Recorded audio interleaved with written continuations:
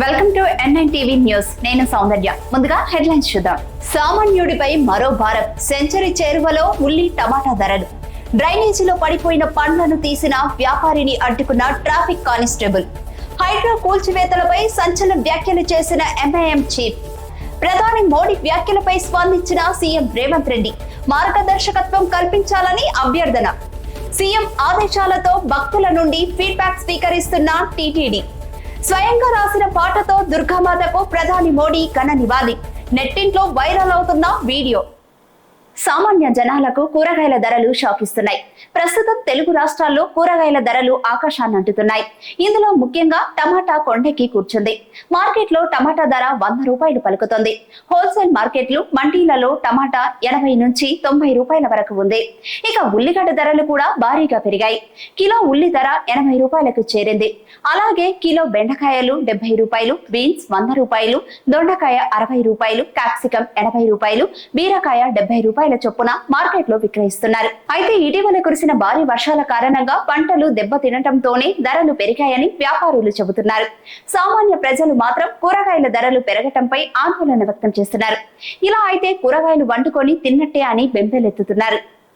మనం నిత్యం ఆరోగ్యంగా ఉండటానికి వైద్యులు తాజా కూరగాయలు, పండ్లు తినమని చెబుతూ ఉంటారు. అయితే వాటికి అనుగుణంగానే ప్రజలు కూడా తాజా రకమైన పండ్లను అధిక ధర ఉన్నప్పటికీ కూడా ఆరోగ్యం ముఖ్యమని వాటిని కొనుగోలు చేసి తింటారు.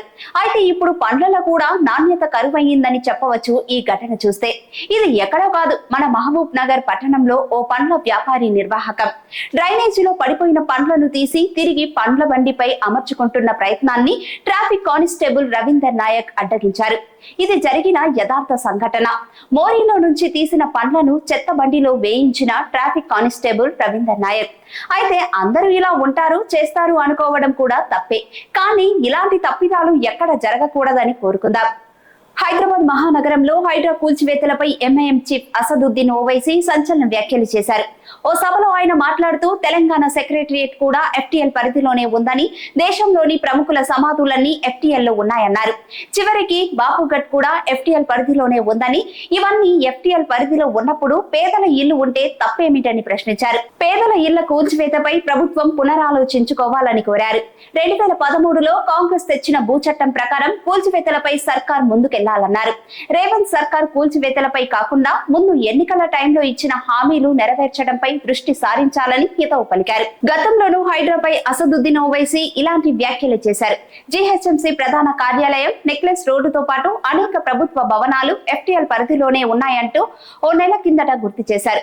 మరి ఆ భవనాలను కూడా కూల్చుతారా అని ప్రశ్నించారు. తెలంగాణలో కాంగ్రెస్ పార్టీ తప్పుడు హామీలు ఇచ్చి అధికారంలోకి వచ్చిందన్న ప్రధాని మోడీ వ్యాఖ్యలపై సీఎం రేవంత్ రెడ్డి స్పందించారు. ప్రధాని మోడీ చేసిన వ్యాఖ్యలను తీవ్రంగా ఖండించారు. రైతు రుణమాఫీపై మోడీ చేసిన వ్యాఖ్యలు తనను ఆశ్చర్యానికి గురి చేశాయన్నారు. జరుగుతున్న వాస్తవాలకు, మోదీ మాటలకు పొంతన లేకుండా తనను బాధించిందని అన్నారు. ఈ సందర్భంగా ఆధారాలతో ప్రధాని మోదీకి రేవంత్ రెడ్డి లేఖ రాశారు. తమ ప్రభుత్వంలో ఇచ్చిన హామీ మేరకు 2 లక్షల లోపు ప్రతి పంట రుణాన్ని పూర్తిగా మాఫీ చేశామని సీఎం రేవంత్ అన్నారు.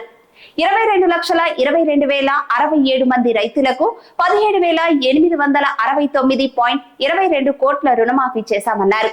తెలంగాణ ఏర్పడిన తర్వాత అతిపెద్ద రైతు రుణమాఫీ ఇదేనని అన్నారు. 2 లక్షలకు పైగా రుణాలు ఉన్న రైతులకు త్వరలో మాఫీ చేస్తామని ప్రకటించారు.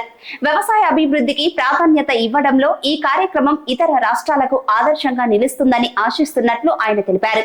తెలంగాణలో రైతుల సంక్షేమం కోసం చేస్తున్న ఈ ప్రయత్నానికి మీ పూర్తి సహకారం, మార్గదర్శకత్వం కావాలని అభ్యర్థిస్తున్నట్లు ఆయన తెలిపారు. ఆంధ్రప్రదేశ్ లో కూటమి ప్రభుత్వం ఏర్పడిన తర్వాత తిరుమల నుంచి ప్రక్షాళన ప్రారంభిస్తామని తెలిపారు ముఖ్యమంత్రి నారా చంద్రబాబు నాయుడు. అదేవిధంగా ప్రసాదాలతో పాటు అన్న ప్రసాదంలోనూ క్వాలిటీ పెంచేలా చర్యలు చేపట్టారు. ఇక శ్రీవారి సాలకట్ల బ్రహ్మోత్సవాల్లో భాగంగా సీఎం చంద్రబాబు నాయుడు సతీ సమేతంగా తిరుమలకు వెళ్లి ప్రభుత్వం తరఫున శ్రీవారికి పట్టు వస్త్రాలను సమర్పించారు. ఆ తర్వాత వకులామాత సెంట్రలైజ్డ్ కిచెన్ ను ప్రారంభించారు.